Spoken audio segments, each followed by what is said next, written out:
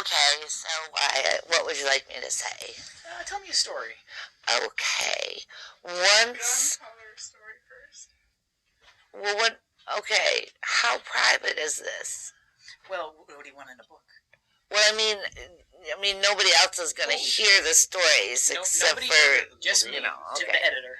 All right. So I've told you the story about smoking gunpowder.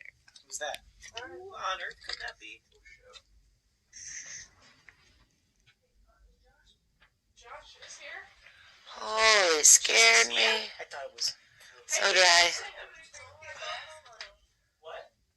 Yeah, it's right here. Have you guys been texting me? My phone ringer's off. Okay, hold on. There's been a shooting in Istanbul. Okay, let's stop that recording. There's been a shooting in Istanbul.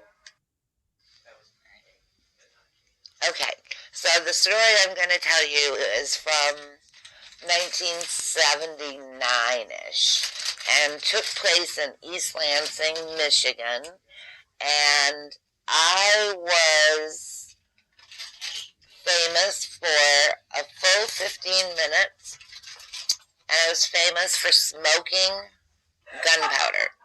So, here's how it happened. There was a huge party. I had a house full of guys. There was like 5 guys that lived in this house. It was an awesome big house. And they had like pool tables and everything. They just had everything. And they always had these great parties, and they were always theme parties. Well, anyway, so we had this huge party, and I slept over. And I always woke up so early in the morning compared to everybody else in the world my whole life. So I get up, and I'm like, everybody's out like a light, and it's about 7:30 in the morning. So I sit down, make some coffee, and I'm thinking, okay, I got to clean the house up. I might as well. I'm up and sure have a little hangover. And I'm not a person that would take a drink the next morning to get rid of a little hangover. I'm the kind of person that would smoke pot in the next morning to get rid of a hangover.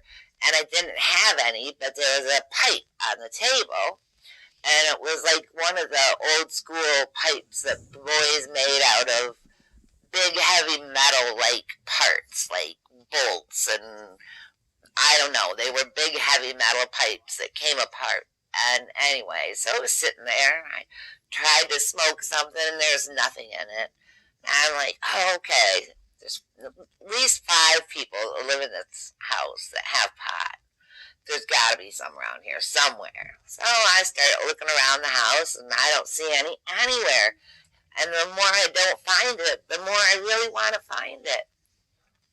And in this great big kitchen, they had, each of the guys that lived there had their own cupboard sections. And I'm like, well, okay, they're hiding it in their cupboards. I'll find some there. So I go to everybody's cupboards and look, and I struck out all the way across the board. Get to the last cupboards.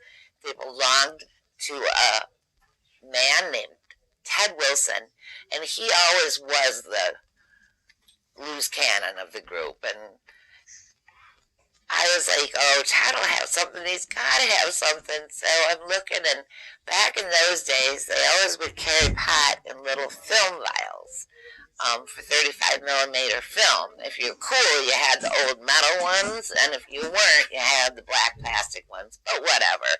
So I see 2 film vials on the very top shelf laying back, and I'm like, oh, bingo.